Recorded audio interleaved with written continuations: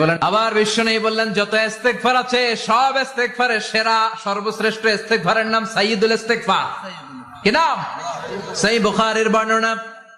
Shaddad ইবনে আউস রাদিয়াল্লাহু তাআলা আনহু বর্ণনা করে বলেন, কেউ যদি দিনের বেলা একবার সাইয়্যিদুল ইস্তেগফার পড়ে, ওই দিন যদি লোকটার মৃত্যু হয়ে যায়, মুহূর্তের মধ্যে লোকটার জান্নাতি ঘোষণা দিয়ে দিবে কে? রাত্রি বেলা যদি কেউ সাইয়্যিদুল ইস্তেগফার একবার পড়ে, ওই রাতে ইন্তেকাল হলে তার জীবনের সব গুনাহ মাফ করে দিয়ে ওই লোকটারেও জান্নাতি করে দিবে কে?